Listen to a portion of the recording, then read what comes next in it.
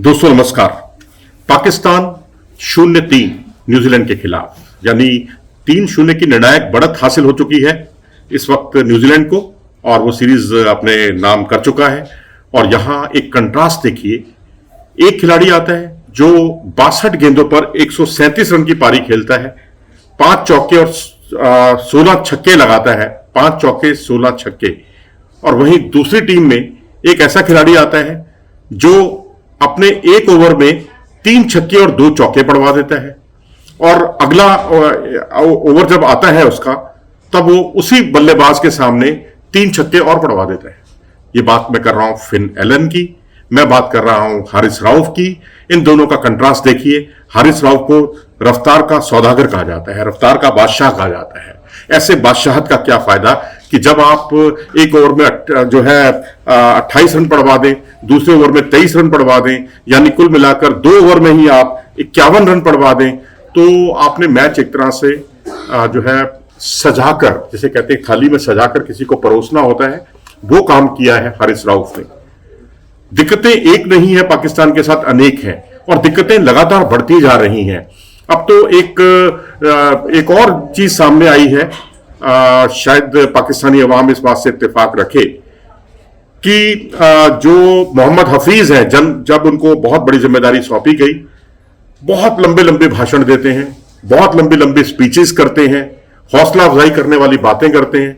और ठीक है, बातें करनी भी चाहिए, लेकिन एक लिमिट में। कोई भी मीटिंग जो है 15 मिनट 10 मिनट से ज्यादा नहीं होनी चाहिए, क्योंकि अगर आप बहुत लंबी लंबी मीटिंग करेंगे, 2-2 घंटे मीटिंग करेंगे, 1.5 घंटे तक खिलाड़ियों को कोसते रहेंगे, बताते रहेंगे, एग्जाम्पल देते रहेंगे, होगा उसका नतीजा क्या होगा कि वो खिलाड़ी जो है रेस्टलेस हो जाएंगे, बिल्कुल परेशान हो जाएंगे।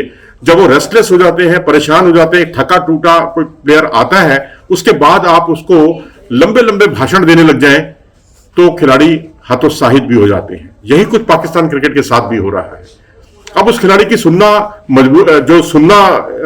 जाती है, प्लेयर इतना सुनते हैं, उसकी बड़ी वजह यह है कि उनको एक ऐसा जिम्मा सौंपा हुआ है कि उनको सुनना उनकी मजबूरी है बेचारों की। मैं बेचारा शब्द इसलिए इस्तेमाल कर रहा हूं क्योंकि जो मोहम्मद हफीज है, अब वो किस खिलाड़ी को एनओसी देनी है, किस खिलाड़ी को एनओसी नहीं देनी, तमाम दुनिया भर में लीग हो रही है, पैसा कमाने का मौका है, और आप जो है उनको अधिकार दिया हुआ है कि आप तय करो कि कौन सा प्लेयर किस लीग में जाएगा। तो जाहिर सी बात है हर एक को उनसे बना के रखनी होगी। अब आप देखें तो 3 प्लेयर जो है उनको इंटरनेशनल लीग जो है उसकी अनुमति दे दी गई, शादाब खान, शाहीन शाह अफरीदी और आजम खान को। बाकी खिलाड़ियों को बांग्लादेश प्रीमियर लीग में खेलने की अनुमति दे दी गई। ये सारी चाबी जो है मोहम्मद हफीज के हाथ में है। अब उनकी सुनना मजबूरी है। अब वो इतने लंबे लंबे भाषण देंगे तो क्या होगा, प्लेयर्स और ज्यादा हतोत्साहित होंगे, मनोबल उनका टूटेगा। वही कुछ काम हो रहा है पाकिस्तान क्रिकेट में। और रही सही कसर जो है शाहीन शाह अफरीदी की कप्तानी से पूरी हो गई है। एक ऐसा कप्तान जो नया नया कप्तान बना है, अब तो देखना पड़ता है कि पीएसएल में अपनी टीम को कैसे उन्होंने 2 बार चैंपियन बनवा दिया। लेकिन बात वही है, पीएसएल अलग है, एक नेशनल ड्यूटी देना, नेशनल टीम की कप्तानी करना, दोनों बिल्कुल अलग है। ये बात बिल्कुल साबित हो गई है। टॉस जीतकर अगर आप फील्डिंग चुनते हैं और आपकी टीम हारती है, दूसरी बार वही गलती करते हैं आप, फिर टीम हारती है, तीसरी बार फिर गलती करते हैं, तो इसका मतलब ये आपकी ढीठपना है कि आप अपनी टीम को डुबोने का काम कर रहे हैं। आपके पास चेजर नहीं है, आप बहुत अच्छे चेजर नहीं है। बेशक वनडे वर्ल्ड कप में आपने एक बहुत बड़ा वर्ल्ड रिकॉर्ड बनाया था चेज करते हुए, लेकिन यहां आपको देखना होगा अपनी टीम की क्षमताओं के हिसाब से, जो कैपेबिलिटीज हैं प्लेयर्स की, उसके हिसाब से स्ट्रेटेजी बनानी होती है। वो स्ट्रेटेजी बनाने में नाकाम रहे हैं शाहीन शाह अफरीदी, क्योंकि टॉस 3 बार जीता, 3 बार उन्होंने फील्डिंग करने का फैसला किया। जब आपसे नहीं बन रहा तो भैया आप बड़ा स्कोर खड़ा करके, जैसे कि न्यूजीलैंड कर रहा है, वो काम आप भी कर सकते हैं। उसने भी 2 बार 225 के आसपास का स्कोर खड़ा किया, एक बार 194 का स्कोर खड़ा किया। आपसे तो 180 से ज्यादा रन ही नहीं बने।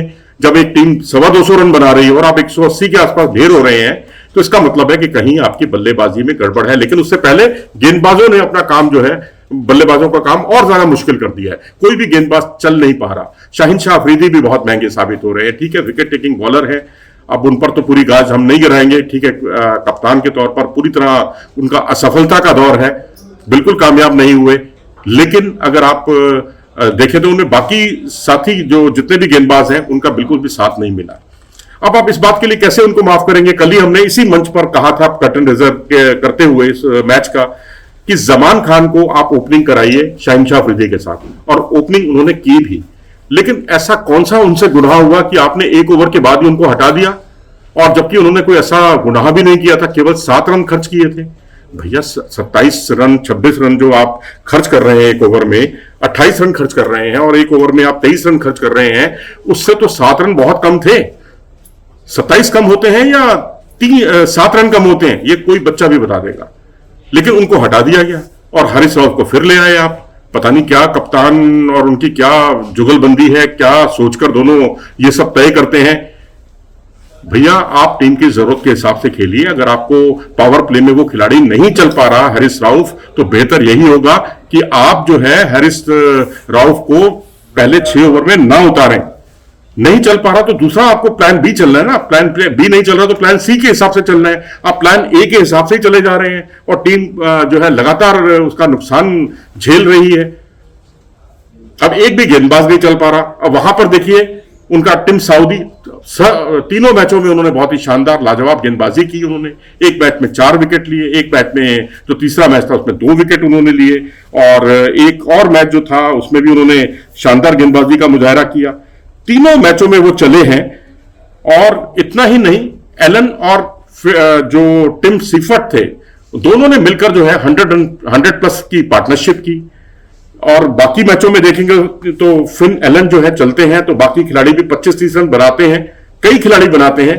तो हर कोई जिसे कहते हैं ना, एक हवन में अपनी आहुति जो है एक अपना वो जरूर देता है, अपना काम जो है बखूबी निभाता है। लेकिन यह दिक्कत है कि अब जैसे पहला मैच देखें, डेरल मिचेल और केन विलियमसन दोनों चले, दोनों ने हाफ सेंचुरी बनाई, और कई खिलाड़ियों ने 25-30 रन भी बनाए। यह दिक्कत पाकिस्तान के साथ है, सभी खिलाड़ी नहीं चल पा रहे। अकेले बाबर आजम अकेले पड़ जाते हैं, या कभी फकर जमान का साथ मिलता भी है तो बाकी खिलाड़ियों से साथ नहीं मिल पा रहा। स्ट्राइक रेट सुधरा है पाकिस्तान का, इसमें कोई दो राय नहीं। लेकिन उस स्ट्राइक रेट का क्या फायदा कि जब एवरेज ही सबके गिर गए। इस सीरीज में अगर आप एवरेज उठाकर देखेंगे तो पाकिस्तान का बहुत ही शर्मनाक प्रदर्शन रहा है बल्लेबाजी में, और गेंदबाजों ने तो बिल्कुल जिसे कहते हैं डुबोने का ही काम किया है। और इस कदर पाकिस्तान के गेंदबाज जूझते हुए दिखे हैं कि बल्लेबाजी पर दबाव आना बहुत ही लाजमी बात है। तो मैं तो यही कहूंगा कि अब थोड़ा सा इस पर चिंतन करें, और पाकिस्तान क्रिकेट बोर्ड के जो ऑफिशियल्स हैं उनको इस बारे में थोड़ा सा इनिशिएटिव लेना होगा। मोहम्मद हफीज के हाथ में इतनी बड़ी चाबी मत दो कि सारे खिलाड़ी दबकर रह जाएं और वो भाषण पर भाषण दिए चले जाएं, जिसका टीम पर बहुत ही विपरीत असर हो। तो ये सारी चीजें कटघरे में खड़ा करती हैं पाकिस्तान क्रिकेट को। अगर यही कुछ हाल रहा तो फिर आप T20 वर्ल्ड कप तो भूल जाइए। अभी तो न्यूजीलैंड सामने आया है, अभी तो आपका वास्ता ऑस्ट्रेलिया से भी पड़ना है, या फिर वर्ल्ड कप में तो भारत से भी वास्ता पड़ने वाला है आपका 4 जून को। तो दिक्कतें ही दिक्कतें हैं। अगर इसी तरीके से यही रफ्तार से पाकिस्तान चलता रहा तो अपनी राय दें, आप कितना इत्तेफाक रखते हैं मेरी सब इन बातों से। और अगर आपको ये वीडियो पसंद आया हो तो इसे लाइक करें, चैनल को सब्सक्राइब भी करें। नमस्कार।